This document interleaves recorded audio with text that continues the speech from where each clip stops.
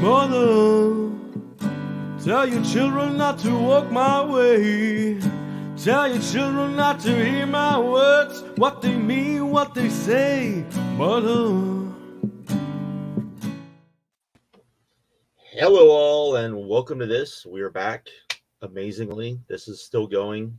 You would think that we would... No, the train's going. The train's going. No. But we're going to talk Backlash and all of the fallout from Backlash. Seems like people like our opinions, from Yes, comments that we read. So it's cool to talk about stuff. It's just good to come on and get stuff out. I think that's the other good part about this. Facts. Instead of keeping it all like and not being able to. Now I get like random messages on Twitter and stuff. I'm just glad apparently people not just that happy glad. we're doing this. Oh, I cut out. Did I cut out? Yeah, You cut out. Just a little. Just a little. Okay. We know what you were going for, though. It seemed like it was good news that you heard on Twitter. Yeah, for a change, right? We'll see. We'll see after this. We'll see. Yeah, that's true. Oh man. But anyways, so did we all watch Backlash or just some of us? I think Brandon watched it. I watched it. Yeah, I watched it. The whole show. Oh my God, you watched it! Wow, you Because finally I needed Peacock. I unsubscribed after Mania, but I needed it for something. And I was like, what the heck? Let's just watch it. I mean, I will say that of the I guess this would be technically 5 that we watched. This might be the second best, which isn't saying much, but it was a fine show. I would say it was a fine show that where the crowd absolutely helped it, though I do think they got annoying near the end. But I thought it was a really good episode of Raw. yeah, I mean, that's it felt like a really good episode of Raw. Like a really good, like not even like being funny, a really good episode of Raw. Seriously. Like if that came on TV, I would be like, man, Raw was really good this week. Did y'all see that? For pay-per-view, a PLE, I'm probably gonna forget about it, Oh, yeah. To me, if it wasn't for the insanity of that crowd, this would be like one of the most forgettable shows in years. Oh, it's very forgettable. It's even with that crowd, it's very... Even with the crowd, I was going to say, even with the crowd, is it very memorable outside of, hey, there was a great crowd, which it was, but... I mean, everyone will remember the day Tangaloa debuted. I'm going to have to pull out my Google. Let's get into it. Well, are we going to do this match by match? Might as well. It's only 5 of them. Yeah, there's only 5 of them. We started out the night with Tamatonga and Solo Sikoa versus Randy Orton and Kevin Owens. They start out brawling like crazy, as your every Bloodline match goes. Nick Aldis says, if y'all going to act like this, I'm just going to make it a street fight. So then we got the page 1, playbook of a Bloodline match. We got about 10 minutes of walking and brawling again. Hope you guys love that, because these guys sure do. But yeah, it was pretty good. Solid is the word I would use. Solid is a good... Solid, yeah. Solid. It's a fun plunder match, man. I enjoyed it. Other than, like Chase said, the 10 minutes of walking and brawling. Look, man, Tamatonga, I'm glad. Like, I know people are saying facetiously, like, oh, I'm glad he's gone from this. But, like, honestly, I really think, like, this is a good fit for him and his brother. Like, this is just good for all parties. You know what I mean? Because... Or your brother, because Hikale was coming too. It's all just they just. Is that happening? Yeah. Yes. He's pretty much coming. Brandon, come on. I don't know. I don't know what the buzz is on Hikaleu. So yeah, it's just a good fit. And Tangaloa, it was I'm not gonna lie, like I was shocked because I heard nothing about his contract, and apparently it expired the same day that Tamatonga did. Yeah, that's crazy. I didn't know that. It's a good job keeping shit from us, man. I just thought he was hurt and taking time off, and he was gonna stick up to join in the G1 or something like that. But it sounded like Michael Cole called him Tangaloa, and I don't know if that's a mix-up or if that might be his name going forward. Yeah, Thomas still goes by Thomas, so I think that's his name. It's Comanche. I don't know. Can we talk about now? I got to be mean. Can we talk about the pandering that Michael Cole did in this I was getting ready. the Talk great about matches Shinto. that Tama Shinto. Tonga had with listen to these great matches now. Shinto, I don't know who that is. Carl Anderson and Classic. Evil? What? It's like this motherfucker was just he like Joe Lanza said this, and I agree. Like he went on his cage match. Like the first 4 matches are like this guy. Go to say it in there. Like, don't even do all that. Just say came from New Japan Pro Wrestling, former this champion, move on. That's it. So He still didn't get a video package. Oh yeah, that's true. Yeah, Oh, it's coming. Yeah. It's coming. Tonga Loa showed up and no video Some hours to package. fill. No video Who is- packages. And then you know what? I saw that TikTok of the WWE guy. He was like, "Oh, I don't know who that is. Let me Google." And I don't know anything about that guy. I don't want to get on that guy. Oh, people got on his case for nothing. Yeah, because they were like, "You should know who that." Like, it's Tonga Loa. No. Oh man, come on. I have But no my point issues. is, Okay. it's not a like Googling is not hard. It's not hard enough. If this guy is just like, oh, let me find out who that is. That's it. That's all. That's all. But go ahead, Josh. No, that's what I was gonna say. I was like, this is the perfect example of what should be. It should be like, hey, who's this guy? Like, I don't know. I remember people just showing up when I was a kid on random wrestling shows, not really knowing who they were. I kind of knew who the names were, but I didn't know who these people were. And you didn't always get video packages. You didn't always get like stuff like that. Ric Flair, when he showed up in WWE, he didn't really get a video package. It was just freaking Heenan showing up with the belt, and you knew what it meant. And that was all that mattered. That was all that mattered. Video packages have a place. I'm not going to say they don't, because they do have a place. But I think people I don't know. We'll get into the AEW stuff later. But I think people just use that as a crutch, like they use everything as a crutch. Josh, how much did you know about the Japanese guys, the Kaintai guys, the Michinoku Pro guys when you watched Barely Legal? I didn't know. I didn't know half of them. I knew Taka. Yeah, I mean, I heard some names, but I didn't know who these dudes were. I knew who. Let's see. Sasuke. I knew Sasuke, obviously, yeah, but Sasuke, and I knew Togo, and that's it. That was about it. You didn't know who Grand Hamada was at the time. No idea. I mean, it's like, because here's the thing: Barely Legal happened. They did a match the night before, the 2 nights before, for TV, but it didn't air until after Barely Legal. So no, you didn't know who any of these people were. Joey Styles told you. That's all that matters. It's the same thing. Like, you didn't, like, people go, oh, look at the video packages we got for the luchadors in WCW, right? You got like one, like, kind of explaining you to what luchadors were. It is, and I don't remember like specific packages for everything. Yeah, there's not. It was just like, this is what Lucha Libre is, and that was it. And then they just had people come out. So the video package thing is just stupid. But this match was good. We got the Gorillas of Destiny and WWE. So people really want to see them versus the Usos. Hey, Man, and I guess Tonga's and if this was like 5-6 years ago, I'd be with it, but not now. Not with what Jimmy and Jay look like and the state of Tonga Loa. I'm good on that. I'm good on that shit. Hell no. But people will be into it. People will be into it. So there's news about Kevin Owens' contract. Y'all expect him to go anywhere? I don't know. How much does he hate CM Punk? How much does he hate that's what it CM cut Punk? out to. How much does he not want to be on the road all the time? I mean, I think that's a part of it that, Yeah. I think he's a guy that's like, I've grinded long enough. He seems to love that place, though. I know. I'm just saying, though. So, I mean, so did Adam Cole. Would it shock me if he left? No. Would it shock me if he stayed? No. But we'll see. And how high is Tony Khan on him? If Tony Khan wants him in terms of money, he's gonna get Kevin Owens. But are just you that simple? Are you gonna pay Kevin Owens? Like, what are you gonna pay Kevin Owens? That's part of the.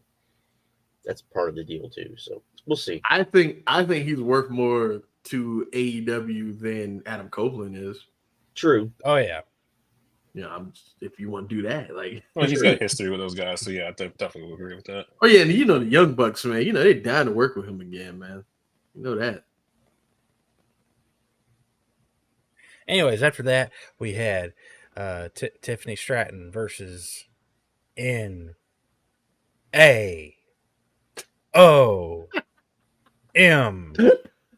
They say that in the theme song, don't they? They Yeah. spell it out. That's what Yeah. I'm doing. Yeah, Okay, yeah. gotcha. That's what I'm That's doing. what Because all the Death Rebel Thanks. themes have to do that. They all have to do that. Every last one. of them. Naomi and Bailey. By the way, my favorite thing about the Learning Tree is how before his shitty Fozzy song plays is Learning Tree. But this looked like this was like a showcase for Tiffany Stratton. Again, this is another pretty good, solid match. I think that's the main thing about this show is like everything was 3 stars or better, but nothing was over 3.5. Oh, that's a hot take. We'll talk about that. that's a hot take. Why is it a hot take? Because we'll talk about it. Yeah, I thought it was good. Tiffany Stratton continues to impress me. I don't like the little stuff she does though. Like it's just, I mean, she can't help it. She's in that company. That's how they tell you to do. Yeah, I don't like that shit, but she did that so much. She did that so much. Like I don't like that, but she's, you know, hella talented, hella athletic. Her selling is getting better. I just wish she was in a company I enjoyed more. Thoroughly impressed with that. My thing is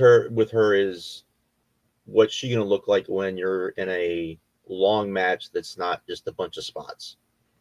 That might be the match that she works though. Just spots. And maybe so. That's every WWE women's match though. That's why they benched Jade for so long because she couldn't remember the choreography. I know. I mean, she's good at what they do though. Like every time they call on her to deliver, she does. Like she's good, man. I like her a lot. She's better than a lot of the chicks people gas. Yes, I love it. Is she better than the 2 people that she was in the ring with? Right now, yeah, absolutely, 100%. Naomi has lost all her athleticism, and Bailey is just her knees are just gone. Got that sick theme song though. What Naomi? No, the new one? No. You like it? No, I don't like it. I'm shitting on Death Rebel. I did not understand like the complaints with WWE theme songs until we started like doing this, and now that I'm having to listen to these crappy songs, it's like, what?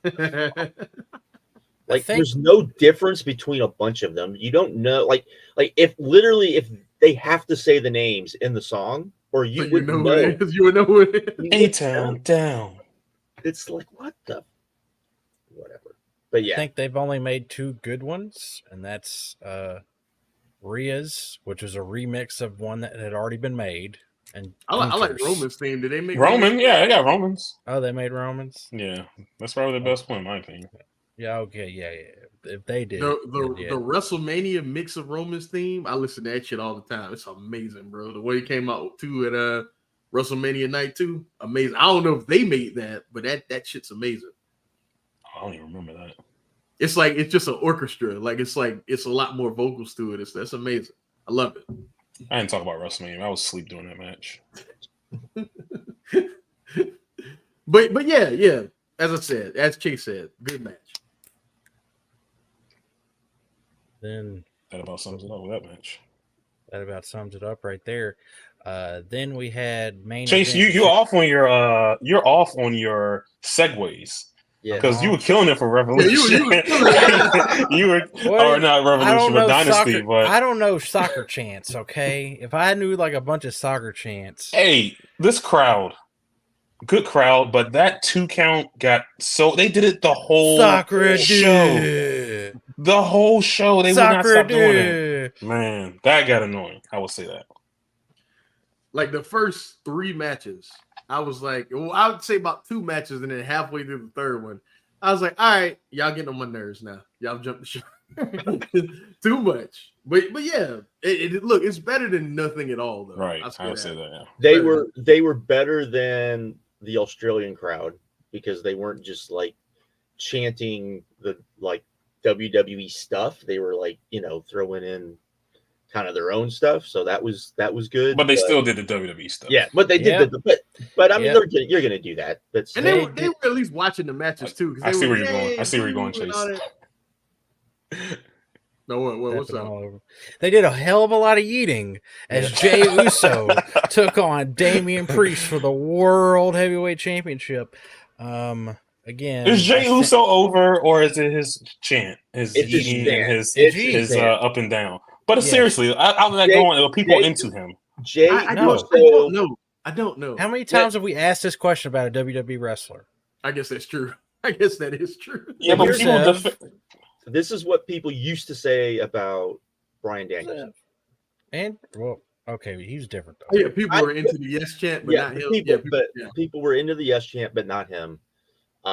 This is definitely a thing because as soon as they started like wrestling, like I know Chase was like this was not a good match. I know I did not like this. I like this, man. I like this. This was okay. I liked it. By the end, I was into it. Now the interference was getting on my nerves, but I got into the drama. I got into the near falls. I thought the finish was pretty damn awesome, honestly, the way they set that up.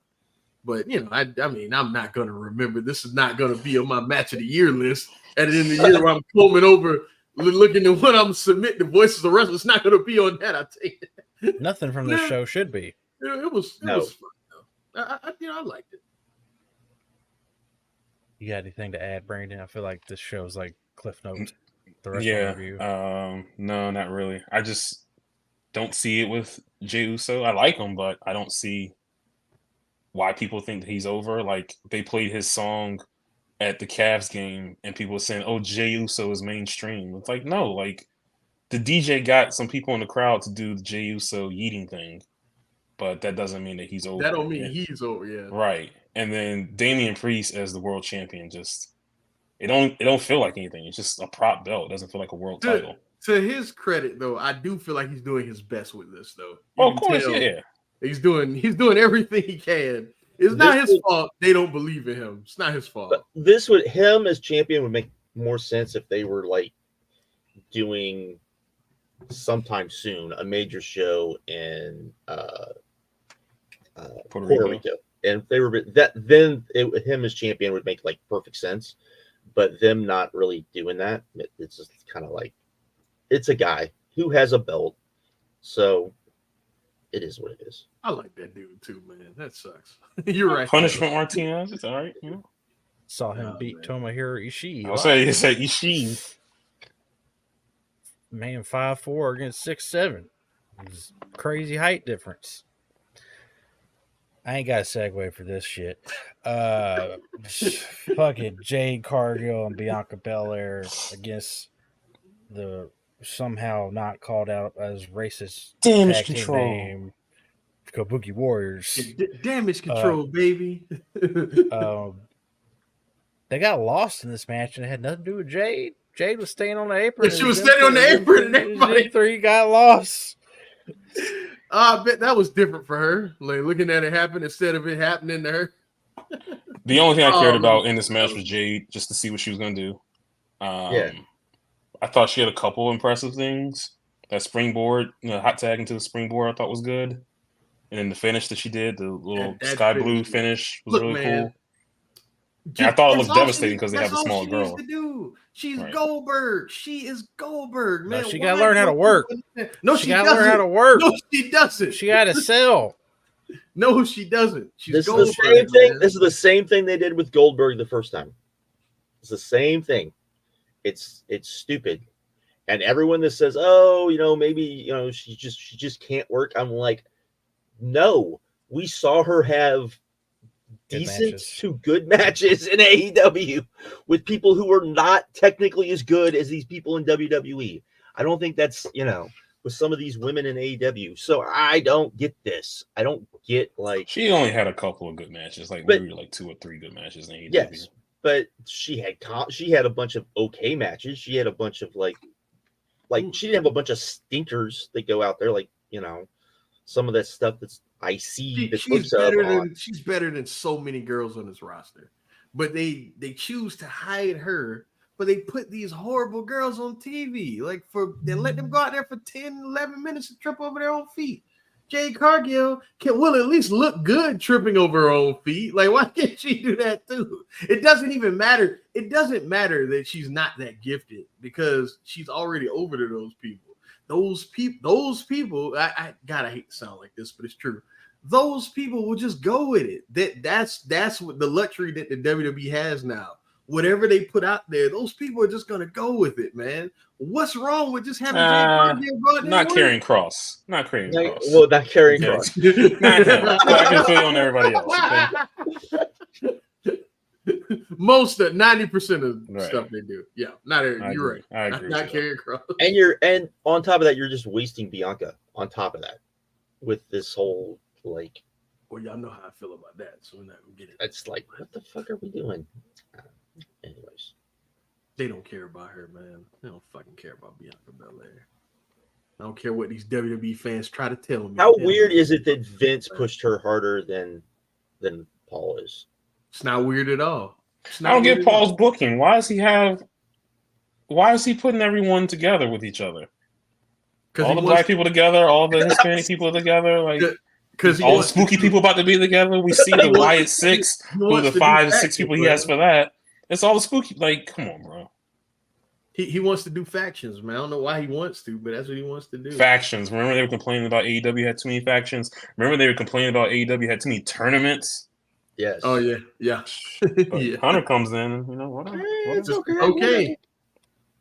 It's better, man. It's better. It's better. The bad man is gone. The bad man is gone. It's all better now. So anything that's not good that Triple H does just gets the benefit of the doubt. And, props to him for earning that, sort of, cachet with them people, but they're never going to call it out. They're never going to call it out. That's what bothers me. They never will. They also will never call out Cody Rhodes for having boring main events as he took on AJ Styles in a 26-minute snooze fest. Y'all go ahead. This crowd went nuts but they were never reacting to the match. They were just doing the chants. I'll say this was at the point where the crowd was just kind of going to business for themselves and just doing their own thing. But to me, like I said this in the chat, I feel like Cody Rhodes is pro wrestling Drake.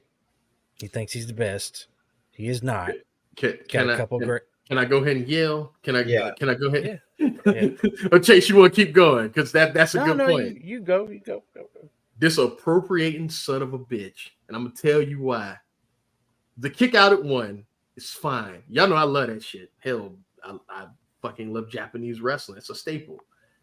The burning hammer of everything. The burning fucking hammer with 2 men that should know better. I don't care. Look, I've seen people kick out of burning hammers all the time. It bothers me, but I'm okay, cool. It's never like a fucking fighting spirit. I'm getting hyped off of the burning hammer. If you don't know the history of the burning hammer, it is the most devastating super finisher in the history of the sport. The legendary Kenta Kobashi, former Triple Crown champion, former GHC heavyweight champion, Hall of Fame wrestler, has only done that move 7 times. And all 7 times, it's over. The rich clutch variant, over. The one from the turnbuckle, over. The pick you up and drop you, over. Cody Rhodes does it. He's beating his chest and getting hype. What are we doing here? That would be like if these people saw Sami Zayn's fucking brainbuster and somebody else did it and they popped up at 1, y'all better be pissed because that's also a super finisher. Man, I'm tired of this shit, man. I'm tired just because and then they got the nerve to talk about AEW and them doing the fighting spirit spots. I ain't never seen nobody get up from a burning hammer at 1. I ain't never seen nobody no-sell a Canadian destroyer at 1. You know what I mean? And that's not even protected like the fucking burning hammer for fucking 40 years has been. Man, that shit pissed me off to know it. As soon as that happened, I was done with this goddamn match. I don't care what they did from that point forward. Fuck Cody. Cody is Drake in so many ways because he just appropriates shit that motherfuckers praise, and he makes it worse somehow. And that's exactly what he did with that fucking 1 count. I was so mad. I was so checked out at that point. I don't give a fuck what. I don't even know what they did. I just know Cody won. I don't even know what they did the rest of it. I was so mad. One crossroads. All it took to beat AJ. Oh, it was just one. Oh yeah, he's a dork. I didn't even know that. He's a dork. He's a dork, man. Here's the thing. This was like the Cody Rhodes main event ROH matches that we all were like, can we not do this, please? Can we not, Brandon? Can we not do this, please? This is what this reminded me of. Because it's like, it's not bad. It's just like you're going for too long and you're just there. And it's like, read the crowd. Let's go home. This is not. Yeah. This is very much like, I'm sure Paul was like, oh, this is great. Because this is the same shit he would do. Oh, that's not what Paul was. Paul was saying something else. And can we talk about how Cody Rhodes is basically back to like pre-AEW Cody Rhodes, where like the idea of Cody is always better than when the bell rings now. I think we're back there. Appreciate you saying that. There. I saw 2 clips online, one of the little kickoff show that they had outside in front of the crowd, and then also SmackDown. Huge Roman Reigns chants when your world champion Cody Rhodes is in the ring. Found it kind of interesting. I don't know what that's a sign of, but people are still into Reigns way more than they are into Cody. Thank you, Roman. It was louder than anything that Cody said. You're right about that. We'll see what happens. What did we say for years? You turn Roman heel, and he will end up being the biggest babyface in that company. We all knew it. We did say that. We all knew it. We all knew because you had to turn him heel so he could become cool, and then you could, because what's he gonna do? He's gonna come back at some point. You figure, hopefully they're smart and they're like, okay, now we can turn him into the super babyface we always wanted him to be, but we'll see. Yeah, because they're gonna make the Usos together and turn them face, and then Roman's gonna come back and he's gonna be the face, and going against the B team, Bloodline. So they'll definitely get the pop. I mean, I was gonna call him Wolfpack, but then I stopped myself. I was like, that's Bloodline. That's overdoing it. That's overdoing them. They're the B team. I mean, it's gonna be. Wouldn't it be more like the plasma donation? The plasma. That's good. That's good. It's gonna be the Tongans. It's basically like it's gonna be the Tongans of the Bloodline. Plus Jacob Fatu. Oh, maybe. Man, I just hope they get him right because I love Jacob Fatu. He's one of a kind. There's only one, man. Like he's one of the only dudes in the whole industry that legit feels like he beat you up at any moment. He jumped the rail and just beat up a fan. I hope they get that right. I just worry. I worry about the WWE version of that. Triple H. We'll see. Has he done what? I'm not gonna get into that. It's okay. It's Triple H. It's time. We're done with the show. Go ahead. No, I just like has he done anything on his own merit that's been like praised since Vince left? No. Yeah, like that he's come up with. No. The only thing I know is Damage Control. I don't think it's a credible opinion, Brandon. It's a good. Yeah. There you go. We thought he didn't have it no more. Chase still got it. He still got it. But no, man. Take it away, Chase. What's done since 3 years ago with NXT? I think he tanked NXT, but that's just me. He You know, ruined that company. I mean, you had to do Keith Lee and Adam Cole title for title. You had to do it just because you had to win that 1 week and take the territory. I'll never get over that. Yeah, because it was crazy. I was like, yo, this is a cool time in wrestling. I was legit like watching like AEW, like this is awesome. And then I cut on NXT. I'm like, yo, this is also sometimes NXT was the better show. And then, man, you had to win that week. And they did a double title, and they gave it to Keith Lee. And then the week later, William Regal, we're gonna take the North American title and put it into a tournament. Yeah. Tank the territory, in my opinion. But yeah, I don't know, man. I'll tell you one of the worst things that Hunter has done is this press conference. Oh, because yes. he Let's that segue. I tried my best on that one, Chase. I hope you probably That was good. That was Let's, good. let's get into this idiocy, please. What was said other than just that one question? Like I didn't watch it. Nothing. So. He was the only. That was the only relevant question of the entire press conference. The only one. There were apparently. I'm gonna quote Joe Lanza here because he put it up on their Patreon. Apparently, there were reports that the PR people on this one were like asking people to ask certain questions. So you have that. This guy who I'm not even going to try to pronounce, Lucas, whatever his last name is, asked a question I don't even think most people would even have thought to have asked. That's one of the things where he was like, hey, and all he did was he said, hey, it was reported. This is what he said. It was reported by Fightful and PW Insider that Drew Gulak had been released, right? And then he asked, did it have anything to do with... Yeah, he says, I just wanted to clarify on the situation if it was true, and if it is it anything to do with Ronda Rousey's accusations about sexual, and then Levesque came in and cut him off. And was like, and the thing is, he goes after probably over the last 6 months to a year,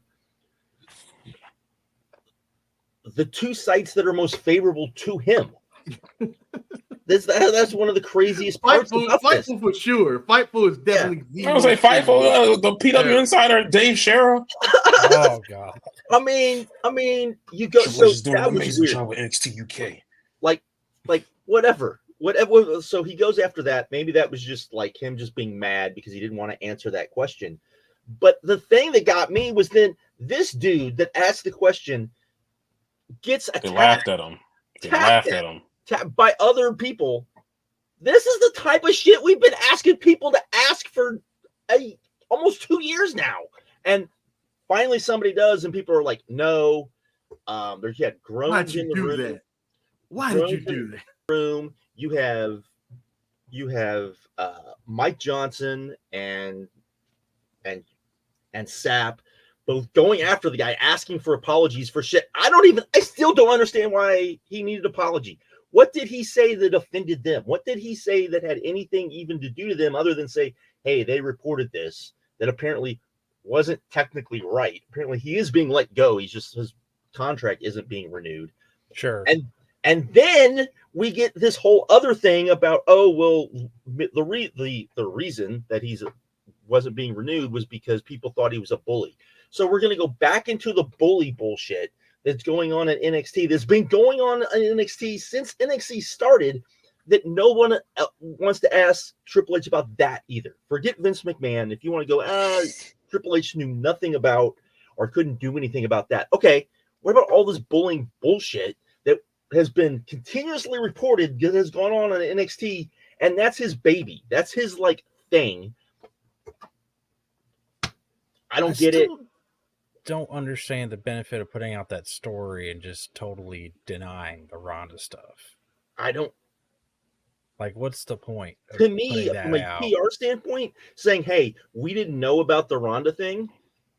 We found out about it. We investigated it. He's now gone because no, we're not putting up with any of this crap. It would have been such a win for him if he just said that. All they had to do was you know what? You're absolutely right. Drew Gulak is no longer in the company because we don't tolerate any sort of misconduct at all with any of our women. Right. We did our due diligence. We looked into it. And we decided to cut ties. And it'd been a win for him.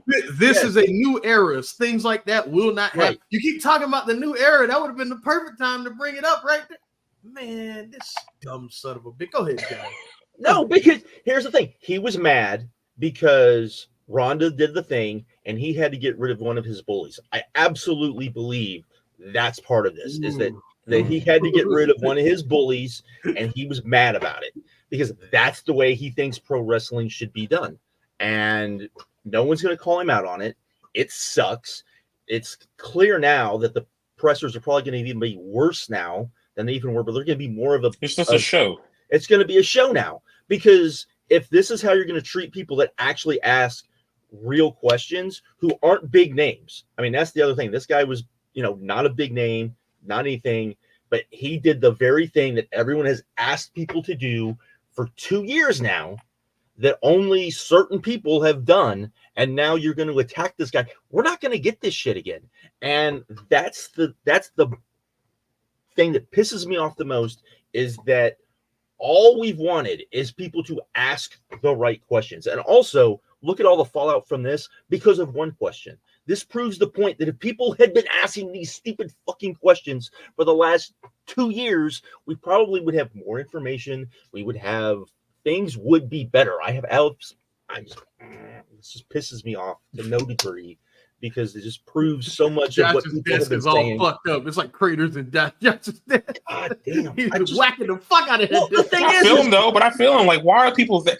They're there because they want to be close to the show. These are people who have a lifetime emotional attachment to this product, and they just want to be by it, like however they can, and just to be able to show, like, hey, like I was part of this press conference. It makes no sense why people would really be there. Like, I'm not trying to throw anything on her because I like her a lot, but I remember for WrestleMania, Denise Salcedo put up a post where she was in the press box for night 1 of WrestleMania, and it's showing her in the press box. She's got her laptop in front of her with Twitter on one side, Peacock on the other, and then like on the screen, it's got like, I guess, the stream or whatever. And she like, LOL, like I could just literally be doing this from home. Then why are you there? Yeah, why are you there? Yeah. You're there because you want to get your content for your YouTube, even though the press conference that you're recording, there's going to be 17 other people who are putting that on YouTube, including the company themselves. You go to WrestleMania because you hope to get your little interviews with Karrion Kross and the ring announcer and whomever the fuck for 3 minutes and 50 seconds. Like, I went on her page. Again, I'm not making fun of her. She's just one of the more prominent people, and I like her a lot. But I went on YouTube, and I counted how many minutes she accumulated of WrestleMania content that was for her. Like, no one else had it or anything at all, and it was 17 minutes and like 20 seconds. Like, you're going to travel all that time just to get that little bit of... And it was just BS content that no one's going to watch. Maybe if you're scrolling on TikTok or whatever, but it includes nothing. It's nothing what you're looking for, like what Josh says, when you're going to these press conferences and you want to ask a real question. So what are they there for? They're literally just there because this is their thing. They love the WWE. They have, again, this lifetime commitment to it, and they just want to be as close to the show as possible. But it's not anything productive when it comes to wrestling media, and that's why wrestling media gets clowned on by the guy who's running the company right to their faces. Yeah, right. And more to Brandon's point, but you know what this is? This is literally an elite version of WW Access, right? It's basically a bunch of people sitting there getting to ask people questions, and all they're doing is they're just marking out and asking, kayfabe questions. Yeah, kayfabe questions, or and here's the thing. There's a way to ask kayfabe questions that don't sound kayfabe questions. That makes sense. Like, you can ask people about questions within, the whatever story that they're trying to tell. The WWE's trying to tell, just like the wrestling magazines used to do way back in the day. You can do that. That's fine. We don't even get that. We just get like, hey, I'm going to ask you a question. Oh, you're going to cut a promo on me. Isn't this great and wonderful? And then now the next person wants the same thing. And at no point... My girl Lyric Swinton does that at almost every AEW press conference. She'll ask like a kayfabe-like question, but it's almost like a sports question. But it's like, you know what I mean? Like, then there's a way to do that. And I think people would be like, okay, they're asking questions, but they're asking these kayfabe questions, but they're still relevant to like what's going on, instead of just these softball bullshit questions, especially when there's shit going on, right? Like, it amazes me that we're at this point. And like, I keep thinking 10 years ago, if this shit was going on 10 years ago, I firmly believe things would be different, because I think the wrestling media was different. I think the wrestling media would be like, we're not. The adults would have been in the room. The adults would have been in the room. And instead, we have these people who don't want to talk about Vince, don't want to talk about anything bad about WWE, because they're so scared that it's going to hurt their engagement. They don't even want people asking the questions. because they're going to upload the the presser to their page and then be like, oh, well, now no one's going to watch it because people were asking these questions that my casual, fan base doesn't want to listen to. Well, I'm sorry. Fuck off. Really. I mean, there are, if that's the case, then you know what? We might as well just bring Vince McMahon back, and everyone should just come back to a presser, everyone bow to him and say, welcome back, and just be done with it.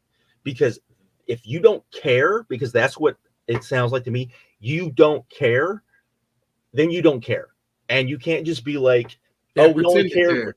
Right. Pretend to care, or just be like, well, it's only a Vince McMahon problem. No, Bruce Pritchard is still in that company. Bruce Pritchard was on WrestleMania. What about that part of the Ronda Rousey stuff that she said? What about the other people in that company that we know were literally maybe not John Laurenitis, but maybe just like a step down, that are still in that company that were like Vince lieutenants? Oh, Mr. Flip Flopper. Mr. Flip, we'll get to him in a minute. What about those people? Why, and I hate to say this, but has anybody even had the guts to ask Cody, hey, why did you have Pritchard come out when we know that Ronda Rousey made these allegations? Do you think that, understand, the moment, all of that, but you looking back on it, you think that was maybe not the best thing to do? But we know that was all contrived anyway, so he brings out Bruce Pritchard, but not Sean Spears. Yes, cool. Yeah. I mean, cool. Fuck off. Anyways, that's all I got on the press conference. Yeah, we're gonna talk about Mr. Laurenitis. Yeah, April 1st saying he's siding with Janelle Grant, and then about a month later saying we stand with Mr. McMahon. Okay. So this is what I think is going on.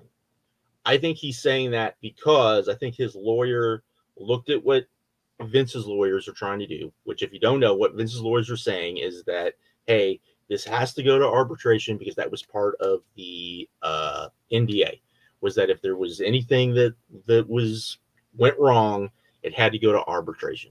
I think that's what's going on here. I think if this actually ends up, if it goes out of arbitration and they're like, no, this is going to trial, I think you're going to see another flip-flop. That's what I think is going on, but maybe I'm wrong. Anyone else have anything to add? No, man, I got nothing to say about John Laurenitis, man. I'm not surprised. I mean, these are all an odd guy, man. That's all. It's a weird guy. Should we talk about the fact that Stormy Daniels brought up, WWE when talking about Trump, and that they? Oh, I didn't even know that. Yeah. So yesterday, it was yesterday. I guess when she was on the stand, they were asking her questions, and she was like, yeah, we were talking about how, porn stars and WWE female stars were very similar, and the way like things were like done, and those sort. I was just like, oh my god, oh my god, that's brutal. And Trump, who's friends with Vince, is like going along with her, and they were talking about like, like the athletic part of it, and like the performance part, and like all of that part of it. But also, you kind of got the impression that they were talking about the fact, because that would have been when all of that stuff was going on, that the couching part of it too, which in the porn industry is like a thing that they don't hide, but no, they videotape it. Yeah, I mean, I didn't know that shit. Yeah, that was. Oh, that's funny as hell. That was today. But yeah. So what's next? Well, you on your little rundown sheet, you wanted to talk about the elite angle next. Oh yes. What do you guys think of the elite angle? I'm not in love with this. You didn't like last week? I like the angle. I wasn't moved. I mean, I didn't say it was bad. I'm not saying it's bad. It was just an angle. It just happened. I'm like, all right, cool. I like the Omega angle. I don't like the authority figure deal, bro. Like, I thought we've seen it. here's thought the we thing. weren't gonna do this, Chase. And Come on, and Chase. It's Here's been the thing. what are you talking about? What are we doing? I'm just saying, like we been run 1 the week. show, and I was hoping that wouldn't happen. And here's the thing: we saw that if you're gonna do this now, you have to do it different because everybody said you can't do the authority figure thing anymore at the end of the death, and I think this is part of the problem. And then Lucha Underground did it, but they did it different, and it worked because it made sense the way they did it. This isn't making much sense for one thing, and it just comes off as just like cheesy. I just like it's for what they're doing, it's good, but it's just like I don't want to see this. This isn't what I want to see them do. So, and I feel like it's just a waste of like everybody's time. They could be doing other things. I feel like if the what were they, Ottawa? Where the hell were they last week? Oh, They that were crowd! Winnipeg. Fuck that crowd, Winnipeg. man. If they were in Winnipeg, if the Winnipeg crowd was more into it, maybe I would have been more into it. But again, it just didn't have a lot of life, at least in my opinion. Right. Man, Kazuchika Okada and Kenny Omega had a fucking face off. So that's the issue that I had. Man. Like I was like, with the crowd, they started off whack, and for me, I was like, you got to give them something to be excited about. And like they went through the whole show. The show was okay. Like I won't remember most of it, but then they got to that point with Okada and Omega, and they were still silent when Okada came out. I'm like, okay, this is one of the worst crowds ever. And like I said, going into that main event angle, I don't think they gave a lot of life to it. So again, it didn't really hit me all that well. But yeah, I feel like I've been there, done that.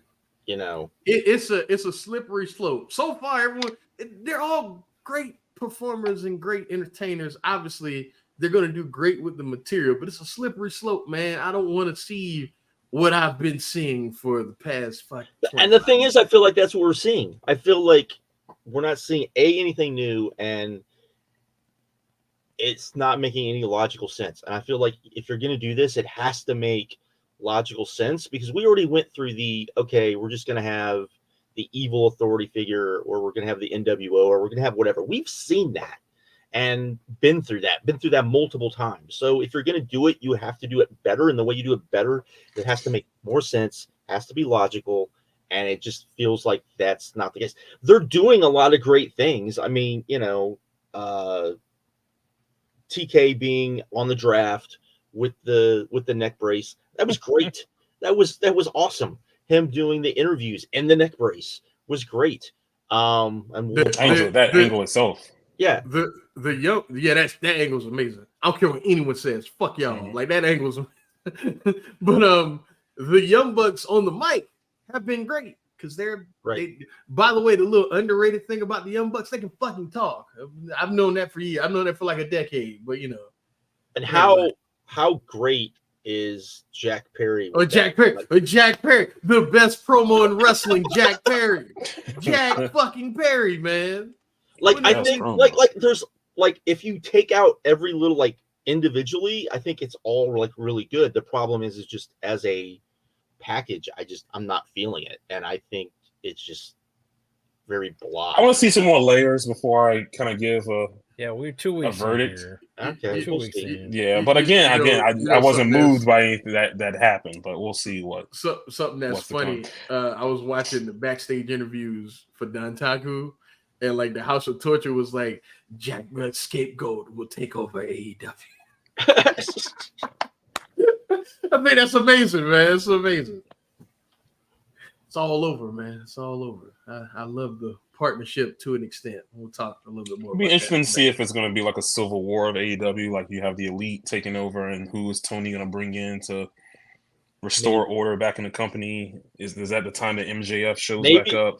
Maybe you get like a reverse NWO where they actually fucking lose. Yeah, maybe. I don't know. We'll see. That'd be good. If you can get a Kevin Steen and he comes in as like a third man situation, he comes and take over and helps them win, the Elite win. That would be something neat to see. Man, I didn't think about that. That'd be good. See, I shouldn't be fancy booking because I'm just going to upset myself. Yeah.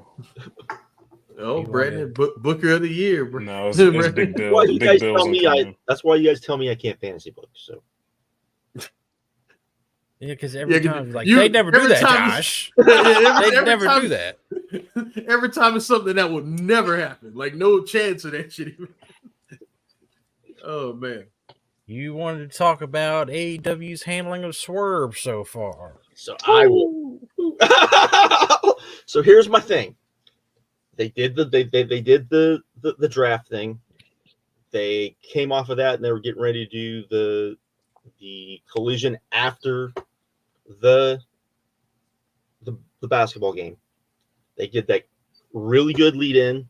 The thing that no one's talking about that lead in is they kept a lot of those viewers, more viewers than I think a lot of people would think, for a lot longer than I think people would think. I don't think that's being talked about enough. But you have Swerve. Everybody knows Swerve's not going to have that title for as long as everyone would play like him to have that title. You have to make this reign as if it's going to, even no matter how long it's going to be memorable. They have not done that. I feel like they're doing like, oh, it's just another reign, and it can't be that. I have no, like, so I feel like they did not the best job of presenting him when they had a chance to really present him. I feel like that instead of doing, that match at the end of Collision, they should have done that match at the beginning of Collision. They should have had him come out, cut a short promo, do that match at the beginning of Collision, and maybe get him a little bit more over, a little bit more thing. And I love Christian. I think Christian has been amazing in AEW. He is not the right guy for the first defense. And I think looking back on it, and this is a criticism we've all made, is Tony sometimes long-term booking, like long-term booking, he's really good at. It's the stuff in between that is the problem. Looking back on it, Danielson should have beaten Ospreay, and Danielson should be the first opponent for Swerve. For Swerve to beat, that to me would have been, looking back on it, and hindsight's whatever, but that's maybe what needed to happen, because I'm looking at this and I'm just like, you're trying, but you're not trying hard enough. Like, this needs to be like 110%, not just 100%. So it's tough because I don't know. Because especially if you were just gonna have Ospreay go for win the that international title anyways. Yeah, I mean, I guess. And then you can build Ospreay back up. You're not gonna hurt him. He's over enough, and then and that'd have been a good first challenge if Ospreay ends up getting the belt. Like, you could run it back, like Dragon beats him. Like, I want a shot at the title, and then that's when he gets his win back. Right. Okay. All right, cool. All right, okay. You're right. you're right. But that's not. There was no. Go ahead, Brandon. No, go ahead. I will say there was just no energy in that segment with Christian, and that's why I just I posted that tweet like, I'm just not feeling this crowd. Yeah, the crowd for sure, but I don't think you could have had a really good crowd, and it would have still came out. I just don't believe Swerve's promos, bro. I don't believe it. I just listened to him. I don't believe him. And coming off of a Joe title reign where I believed everything that man said, it's very much a difference on there. Mama. What? Said he'd kill you in front of your moms. I want something like that from Swerve, but when he comes out there with the purple, the purple eyeshadow or whatever, and he cuts these promos that are just dry, very dry. It's hard to get behind him. He should. Like you said, Christian is not that person. That the first defense, like, it just doesn't feel right. Like Christian would be good for that long stretch between Double or Nothing and All In. Like to build to like a TV world title match. Right. Yeah. He would be good for that, but not for the first defense. I agree with you. I think one of the things that Swerve needs to do is I think he needs to lean in more into like, this is gonna sound bad, but the superstar more persona, right? Of being the guy that, has all of the You can friends. say it. All the women. My cars are amazing. I'm a rapper. You can just say it. He can just be a rapper. Go ahead and say it, John. Stop being scared to say it. I'm just saying that he should be that and not trying to be necessarily the tough guy. Every man. Right. He should be that. He should be face Ric Flair. That's what he should be. He should be face Ric Flair, not whatever he's trying to be. That just the comic book villain, right? With the weird laugh, right? So my thing is, I know a lot of people were mad that like the first night after Swerve won the title, he didn't have a promo segment. He just had a match. And I've always been a proponent, like, we can do that. We can do that, baby. But you also got to let him talk, too. Like, and like Brandon said, the promos just aren't exactly what we want them to be. But, like, it has to be both, because Swerve's strength is when that bell rings. That's his strength. I feel like you show that first. So people are like, man, this dude is awesome. What does he have to say? Yeah, just do it that. Do it in reverse. You don't have to do the WWE segment. I know people were mad that he didn't open Dynamite like cutting a promo like, oh, whose house, the champ's house or something like that. But the WWE has been doing that for like 20, 30 fucking years. We don't need that. You know what I mean? I was fine with that. I just also wanted them to let him talk. And then same with Collision. Russell, talk. That's how it should be. And the other thing I would say is that if you did kind of like my idea where you had Danielson win, then you have Ospreay out there with his boy during that match, and you can have them kind of have like little interactions because everybody pretty much knows that match is happening. So you can just start hinting at that now, and then maybe have Swerve be just a little heelish, and and really take it to Ospreay's boy a little bit, and that would be fine. But yeah, because eventually Swerve is going to turn heel again. Like I think we all know that. So yeah, you might be right. I mean, because hell, if he's gonna lose that title to Will, he has to be a heel. So because the thing when AEW was super hot, the thing that they were doing really well was the long-term booking. All made sense. Everything, even the stuff that you didn't get at the time, ended up being important in the long run. And I don't feel like we're getting that right now. I feel like we're getting a lot of, I don't want to say throw stuff against the wall because I don't think we're getting that, but I feel like we're getting a lot of like only thinking to the next like pay-per-view cycle. And I don't think that's not how you need to book it. I think you just is that a change of philosophy for Tony though? Like obviously, when AEW first started, you were just booking towards the 4 pay-per-views, your TV specials every now and then. But now we got to the point, how many pay-per-views we have? What, 10 or so? 10. Yeah, like is that just a change of philosophy with him trying to figure out how you're going to go from month to month at this point? So take those TV main events, those pay-per-view TV main events that you were putting on TV, and just put them on pay-per-view. That's what you can do. You can do that, but also I don't understand. They're in a contract year right now.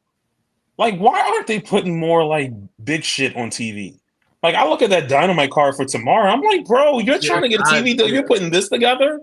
No. Like, if he were to hotshot some stuff, I would definitely understand. Like, you're trying to make just like what I would say Vince, what WWE did with putting all the stars on NXT. You're trying to get some good ratings so that way you can get a good contract. Why is he not doing that for this? Bringing in Ronda Rousey, your contract year, she was a big reason why they started getting that $200 million number. Yeah, but that was last TV contract. Mm-hmm. Now we got this one. I don't understand. Like I look at that card and I'm like, bro, you have an insane roster right now. Why are you not putting more? And it's the second Dynamite in a row that's like that. That's the thing. More prominent stuff on there. And it's weird that the fact that they do this angle where Tony Khan's away and the card's now shitty. Like, obviously, I think he's still booking the shows, but what's going on? I don't know. Maybe that's the storyline, Brendan. It could be, but is that are you sacrificing your TV, your ratings right now for that? I wouldn't do that. That's Drake mentality. I'm gonna leak out that I have an 11-year-old child, but not show proof of the leak. Yeah, I don't understand what's going on here, but I don't know. We'll see what happens, and we'll see what happens with Swerve. But right now, I'm not feeling it. I'm not either, and I can think like, what are they gonna do Swerve for Forbidden Door? Like, who do you think will be a good opponent? He called out Shingo Takagi. So okay, I didn't hear that. Yeah, he called out. Back on board. Take all that stuff y'all said away. I don't know. It just like Forbidden Door doesn't feel like a big a deal as well. Okay. If we get some CMLL people, that's what I was about to say. They're going to rely a lot more on CMLL. It's going to become a more hardcore show. Like, hey, this is like we're going to that was a perfect segue, Chase, to the. Your state of Japanese wrestling, we're all together now, draws 4,500 in the Budokan. Yeah. It's not good right now, man. It's not good. Like I watched Duntaku this past weekend, and I thought both of the shows were good. I thought that it kind of proved a lot of things that I already thought. They are Gato has taken too long to elevate these guys. Like I think he's elevated Tsuji. I think he's elevated Tsuji. No question. But you knew that after Wrestle Kingdom, because he was of all of them, he came out looking the best. Yeah. Even though he wasn't even the most, I wouldn't even say the most heavily pushed, but he came out looking the best. Yeah, somehow. Yeah, it's like and my girlfriend was talking about this because now she's been like deep diving New Japan, and she was like, every guy has like an ultimate goal in like New Japan Pro Wrestling, where like, it's like steps to every story. I know the name everybody brings up now is Gabe Kidd. I love Gabe Kidd, but I think after the match with Shingo this weekend, and it was amazing. It is pretty apparent that the money with Gabe is him being a face. Like I know people are going, he should overthrow David Finlay and leave the Bullet Club, and that's fine if you want to do that on the way to that. But the money is him being a face. You know what I mean? And it's like every single person you can think of in the history of that company, it had like some sort of end game, and then after that, you just running up the score. Like Naito's thing was, I want to be the man who wins everything, wins both belts, wins it all, and he did that. You know what I mean? He had Okada overcoming Tanahashi, and then after that, he's just running up the story. Tana overcoming the old guys, and then after that, Omega beating Okada. You know what I mean? Jay White didn't get to finish his story, which is clearly turning face and winning the G1 and winning the Wrestle Kingdom. They didn't do that though, but it's pretty obvious. And like the thing is, he takes his time getting there, but with the state of Japanese wrestling, you kind of can't do that anymore. And I think, and honestly, like really sitting back and reflecting, especially after watching these two shows this weekend, I still think he knows what he's doing. Everything is logical. It makes sense. It gets to the next spot. It's just now you can't afford to lollygag. Like Chase said, 4,500 in the Nippon Budokan for all together with every company. All the big stars were there. Everybody, man. Fucking Kaito Kiyomiya. You had Shota Umino. You had fucking Keno was on that show. You had Naito and LIJ, the Bullet Club War Dogs. Everybody. How many of the matches on that show were matches people actually wanted to see them? I think the main event, definitely. 100%. The young guy main event, 100%. But you're talking about a young guy main event. That's the thing. But and that's my point, Josh. That's the problem, is that you did this show, and I mean it's Japanese, and this is what they kind of do, but you needed more, either just 2-on-2 tags, or you needed more singles matches on that show. I think that was a big part. That's a big part of that show. But that show, I mean, that's also true. But that show also did a good job, and it was a good show. I watched it. While I was at work when I was supposed to be working. But is that on World? I stole it, Brandon. I don't think it is, because I've seen people like griping they can't find it. Yeah. Gotcha. I stole it, Brandon. I Good don't know job. where. I ain't mad at you. But because they set up Gabe Kidd versus Kaito Kiyomiya, which the crowd like lost their shit for. They set up what's it called? They set up what's the motherfucker's name? The Shun Skywalker. They set up him coming to All Japan in that main event, which the crowd got into. You know what I mean? Like they're trying to elevate every company. You know what I mean? But there's not enough stars in every company to elevate every company. Like, everyone gets on David Finlay, and I wish my girlfriend is here. I wish she was here because she hates y'all motherfuckers because she feels like y'all not fair to that dude. But he's shown like he cannot elevate a match to greatness himself. He cannot be in there with someone that is worse than him and somehow get, because Nick Nemeth, don't get me wrong, like if you saw the Nick Nemeth match, he can't do it. He can't. Nick Nemeth sucks, by the way. Fucking sucks. But he's shown he can't do it. But the Tsuji match was the second best match of the whole weekend because Yota Tsuji is great. He can wrestle up to someone that's great. He can do that. It's just he can't be the great guy, if that makes sense. You know what I mean? He can wrestle up. He just can't. You know what I mean?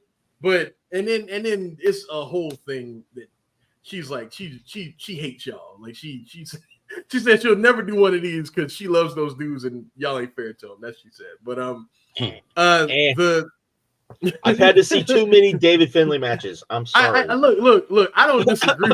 I don't disagree with you. But her whole thing was like the Nick Nemeth thing. Also, like, threw off like whatever they were going to do, which is true. Like Nick Nemeth just came in because he wanted to wrestle Tanahashi, so they gave him a belt. What the fuck, man? Like, what are we doing right now? Make it like you're holding up shows for Nick Nemeth for Nick Nemeth. All right, man.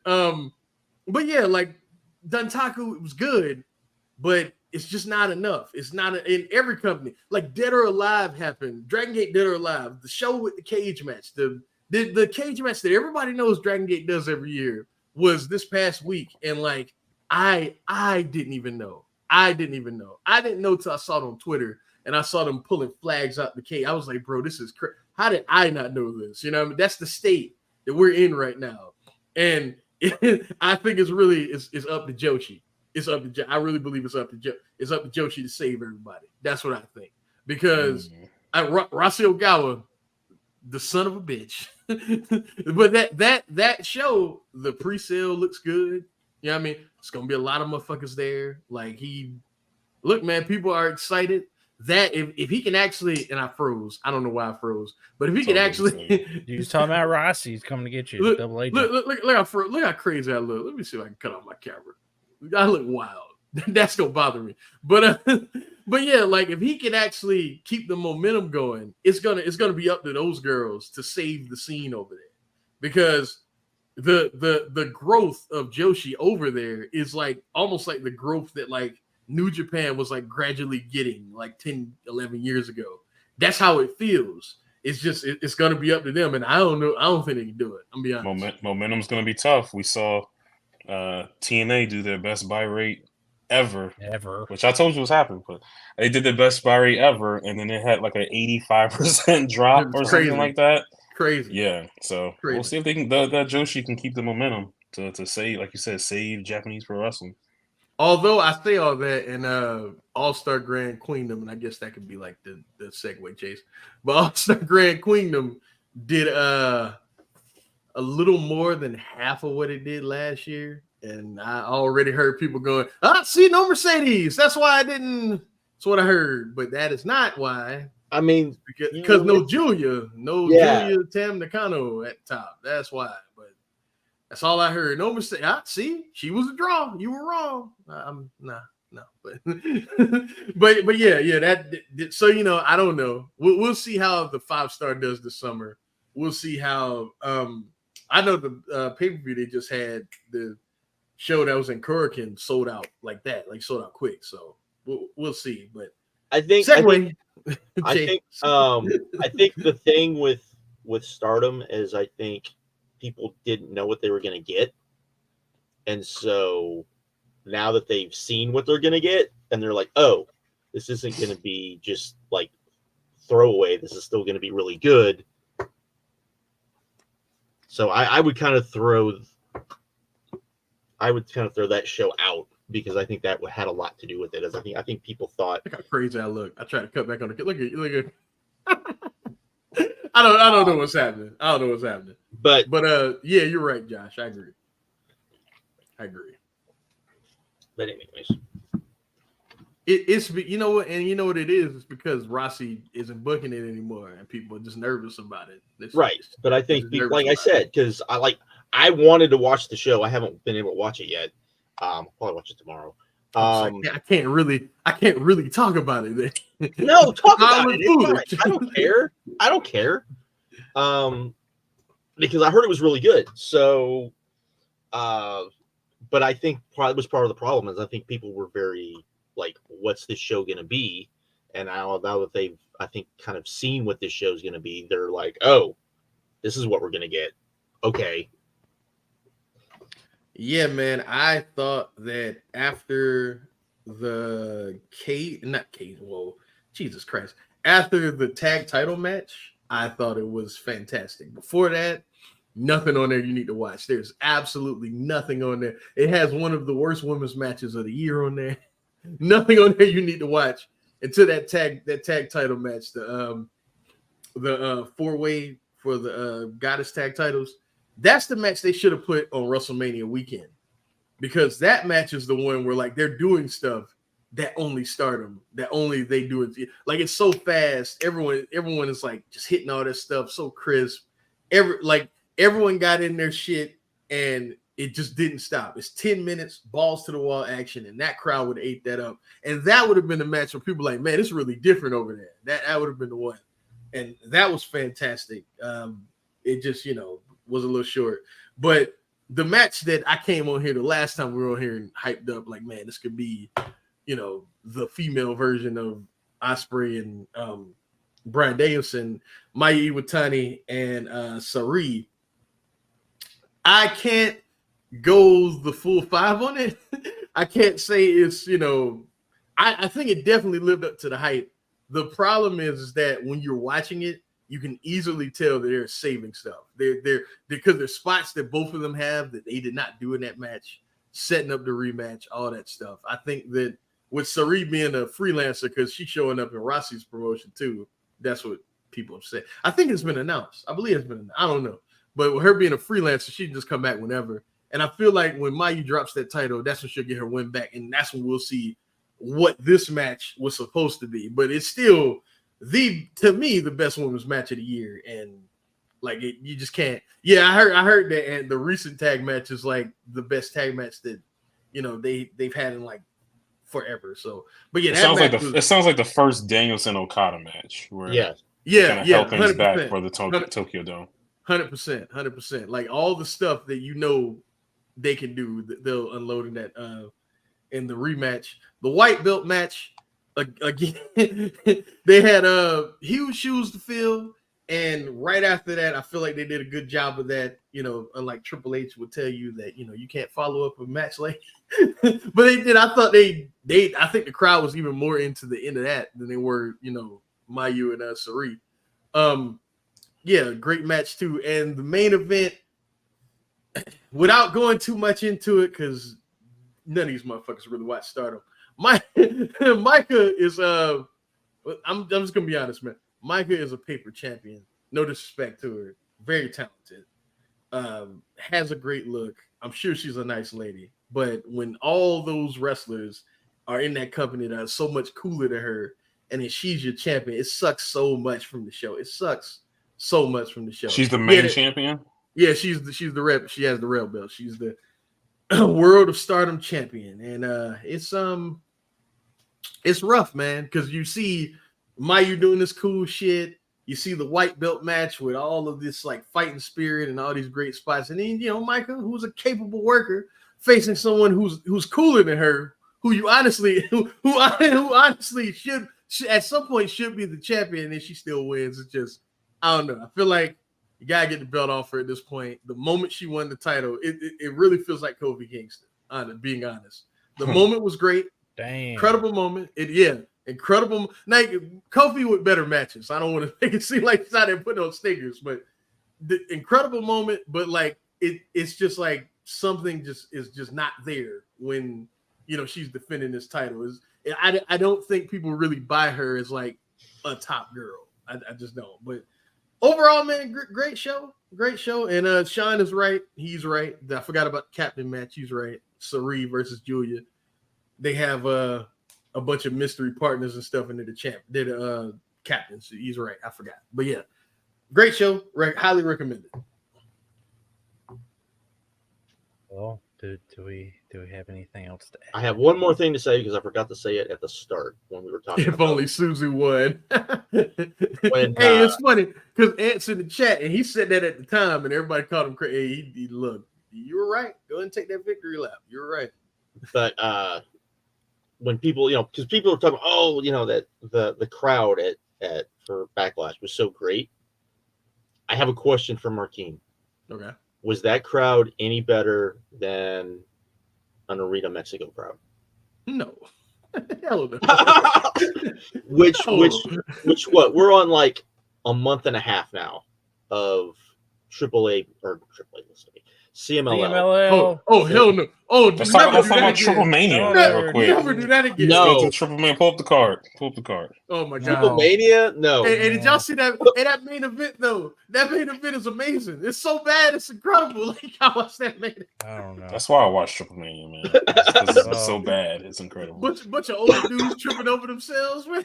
But anyways, my point was for all these people that are like, oh my god, that crowd was so wonderful. CMLL is doing that weekly in Arena Mexico. And they've been doing it for like that crowd has been crazy for over a month now. I mean, like straight over a month. Because I didn't see the one from Friday though. I didn't see that. It's really good. Not like the greatness, the greatness shows have kind of ended. It was really good though. But no, I was sitting here thinking about that, people going crazy about that crowd. And I was like, you know what? It really wasn't that much better. But it's WWE, so it's like, why less? This is all they watch, so it's big time for them. Fewer vuvuzelas, so they should allow those in shows. Can we go ahead and give CMLL like best weekly TV show? Like I think it's pretty much locked up, right? I think right. Maybe. I mean, like, collision is a close second, but I think that every week, man, like I watch it every week, and I don't understand a word that's being said. So, well, that crowd is crazy too. You can study up your Spanish in about 2 weeks. Excuse me?